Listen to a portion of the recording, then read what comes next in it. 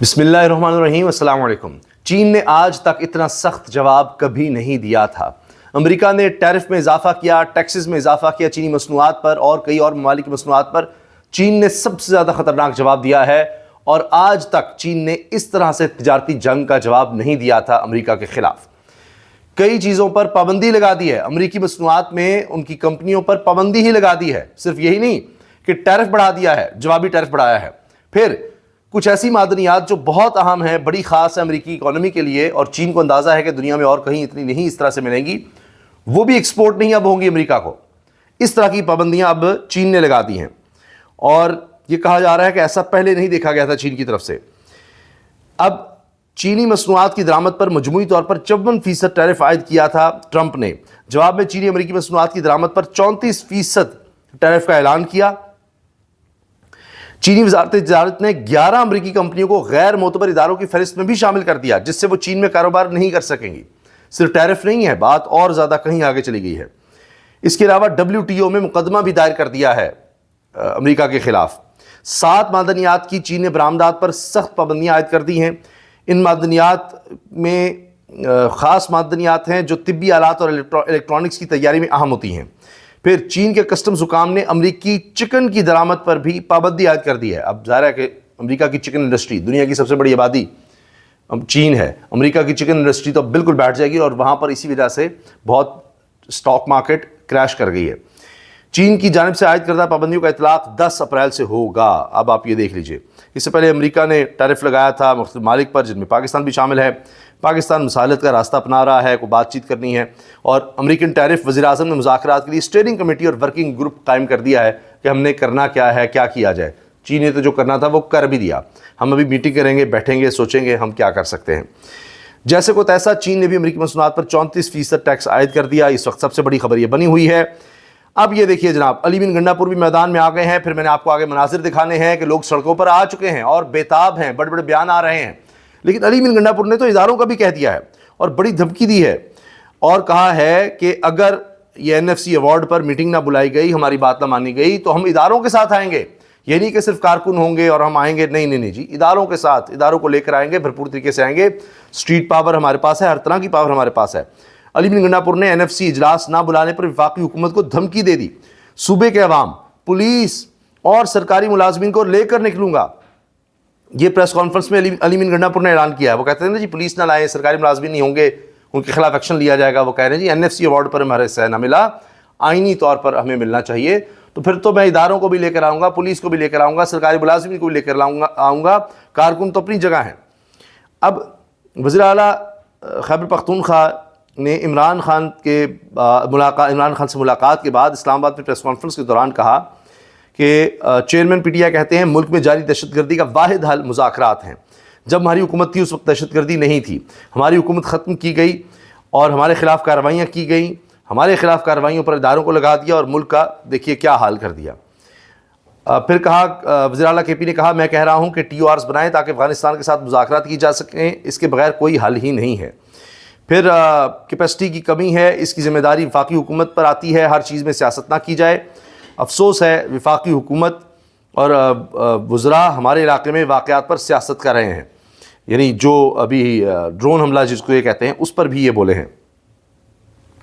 اور انہوں نے کہا ہے کہ وفاقی حکومت کے زیر انتظام اداروں نے ایکشن کیا جس سے ہماری حکومت آئی ہے، CTD اور دیگر اداروں کو 30 ارب روپے دیے ہیں، صوبائی حکومت کا ایکشن پلان جاری ہے۔ اور علی بن گنڈا پور نے کہا کہ جی عوام اپنے فورسز کے ساتھ کھڑے ہیں، وفاقی حکومت کے بیانات خطرناک ہیں، افغانستان میں جب تک امن نہیں ہوگا اس پورے خطے میں نہیں ہو سکتا۔ ہماری غلط پالیسیوں کی وجہ سے ان لوگوں نے ہتھیار اٹھایا، اعتماد کا رشتہ بنانا پڑے گا۔ جب تک افغانستان اور بارڈر ایریاز میں امن نہیں ہوتا حالات ٹھیک نہیں ہوں گے۔ KP میں ہم زبردستی لوگوں کو افغانستان نہیں بھجوائیں گے، صوبے کی پولیس اور صوبے کی انتظامیہ کسی کو بھی زبردستی نہیں نکالے گی، ہم کیمپ لگائیں گے، جو رضاکارانہ طور پر جانا چاہیں ان کو بھجوائیں گے۔ پھر NFC ایوارڈ نہ دینا کروڑوں آبادی کے ساتھ زیادتی ہے، میرے 7 اپریل میں NFC بلانے کا وعدہ کیا گیا تھا، اپریل کا مطلب اپریل ہے، آئینی حق کے لیے میں نکلوں گا، یعنی اپریل سے آگے نہیں جانے دوں گا معاملہ۔ پھر پورے صوبے پولیس اور سرکاری ملازمین کو لے کر نکلوں گا، ہمیں 75 ارب روپے نہیں دیے گئے، یہ بجلی کے ڈیٹ کے علاوہ ہے، ہم پاکستان کا حصہ ہمیں دیا جائے۔ اور کرم میں مسئلہ ہوا، اس کو صوبائی حکومت مالی مدد دے رہی ہے۔ پارا چنار کا مسئلہ 103 سال پرانا ہے، اس علاقے میں بنکرز ختم کروا رہے ہیں۔ اور پھر فنڈز کی انہوں نے بات کی اور کہا دہشت گردی پاکستان میں اس لیے ہے کہ یہ اسلامی ملک ہے جہاں سے غزوہ ہند ہونی ہے، اور یہ وہی خطہ ہے۔ امریکہ اور پاکستان کے درمیان معاہدہ ہوا ہے جس میں لکھا ہے اس خطے میں معدنیات ہیں، اور اس کے بعد یہاں دہشت گردی کے واقعات ہوئے۔ اور اس کے علاوہ انہوں نے کہا جی میری ملاقات 2 مہینے کے بعد ہوئی ہے بانی پی ٹی آئی سے۔ عمران خان نے کہا ہے ڈیل نہیں کرے گا، وہ کسی ڈیل کے لیے جیل میں نہیں ہے، مذاکرات پاکستان کے لیے ہوں گے، اگر کوئی راستہ نکلتا ہے تو مذاکرات ہی ہونے چاہیے۔ پھر انہوں نے کہا بانی پی ٹی آئی کو سب سے زیادہ پریشانی امن و امان اور دہشت گردی کی تھی، بجلی چوری ہم سب کا مسئلہ ہے، ہم نے پورا تعاون کیا ہے، ضم شدہ پورے اضلاع میں 3 گھنٹے بھی بجلی نہیں مل رہی، 128 ارب روپے بجلی کا خسارہ ہے، اور وابڈا کا مجموعی خسارہ 500 ارب روپے ہے۔ یہ کے پی کے بارے میں انہوں نے کہا۔ اور پھر کہا کہ اسٹریٹ پاور چھوڑیں، ساری پاور ہی ہمارے پاس ہے، اگر مولانا صاحب ہمارے ساتھ آنا چاہتے ہیں تو ہم ان کو ویلکم کرتے ہیں۔ بانی پی ٹی آئی نے کہا تھا یہ دھوکہ دیتے ہیں اور میں جنگ لڑ رہا ہوں، تو انہوں نے کہا کہ جی اگر ان معاملات پر وہ ساتھ آتے ہیں تو موسٹ ویلکم۔ اچھا، اب رات گئے شاہد خان عباسی نے فضل الرحمان صاحب سے ملاقات کی ہے، اور دلچسپ بات ہے کہ سیاسی صورتحال پر گفتگو کی ہے، عید کی مبارکباد کی بھی خبر ہے۔ اب رات گئے یہ اچانک ملاقات، شاہد خان عباسی اب آپ کو پتہ ہے کہ گرینڈ ایک اپوزیشن الائنس ہے، اس کا اہم حصہ ہیں، اس کو ایک طرح سے لیڈ کر رہے ہیں، تو کیا اب مولانا صاحب باقاعدہ اس گرینڈ اپوزیشن الائنس کا حصہ بن کر اسٹریٹ پاور بھی دکھائیں گے، وہ ساتھ آئیں گے؟ یہ بڑی اہم چیز ہے، یہ ہے اصل کہانی جس پر نظر رکھنی ہوگی۔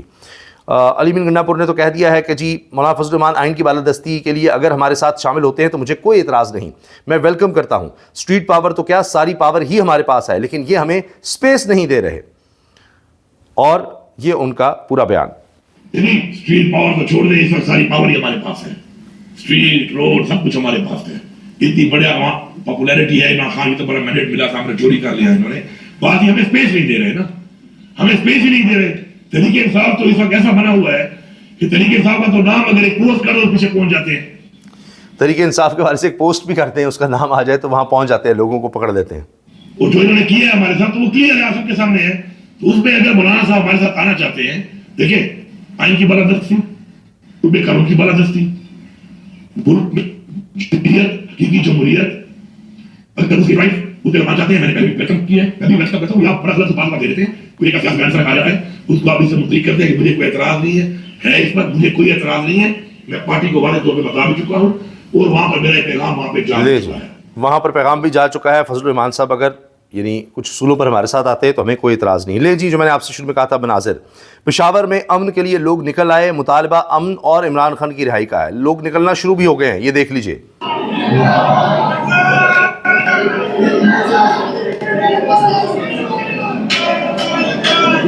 یہ نعرے لگ رہے ہیں۔ میں نے آپ سے عرض کیا تھا نا کہ عید کے بعد آپ دیکھیں گے کہ پھر تحریک انصاف متحرک ہوتی نظر آئے گی، مومنٹم بنتا نظر آئے گا، اور وہ سب کچھ ہو رہا ہے، مومنٹم بن رہا ہے۔ ابھی آپ نے دیکھا اپوزیشن الائنس کا تحریک تحفظ آئین پاکستان، وہاں بلوچستان میں محمود خان ارچکزئی انہوں نے جلسہ کیا، تحریک انصاف کے لوگ پہنچے تھے، اب یہ تحریک انصاف کے کارکن سڑکوں پر آنا شروع ہو گئے ہیں۔ اور اب جو حال ہی میں کچھ عرصہ پہلے تحریک انصاف خیبر پختونخوا کے صدر بنے جنید اکبر، انہوں نے کہا ہے اس بار جب ہم نکلیں گے تو گولیاں کھانے کے لیے نکلیں گے، نہ ہم ڈرنے والے ہیں اور نہ جھکنے والے، بس خان صاحب کے حکم کا انتظار ہے۔ یہ میں آپ کو ان کا بیان بھی سنوا دیتا ہوں۔ انتظار نہیں کریں گے، انشاءاللہ تعالیٰ بہت جلد ہم دوبارہ نکلیں گے، اور خان صاحب کے حکم کا انتظار انشاءاللہ ریجن میں بھی ہم جلسے کریں گے، ڈسٹرکٹ میں بھی کریں گے، اور خان صاحب جہاں حکم دیں گے انشاءاللہ تعالیٰ ہم پہنچیں گے، نہ ہم ڈرنے والے ہیں نہ ہم جھکنے والے ہیں، ہم ہر جگہ جلسے کریں گے، ہم نکلیں گے، ہم ڈرنے والے جھکنے والے نہیں ہیں۔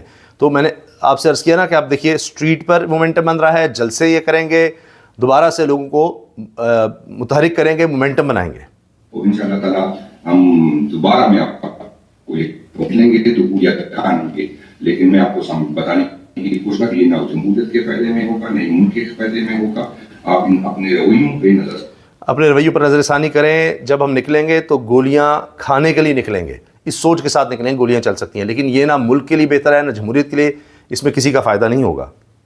کرے، اور ہم اگر آپ کا یہی مقصد ہے کہ اسی طرح ڈرانے دھمکانے بلیک میلنگ سے ہم خاموش ہو جائیں گے تو یہ کبھی نہیں، کیونکہ اگر آپ سمجھتے ہیں ڈرانے دھمکانے سے بلیک میلنگ سے ہم خاموش ہو جائیں گے تو یہ تو ہونے والا نہیں ہے۔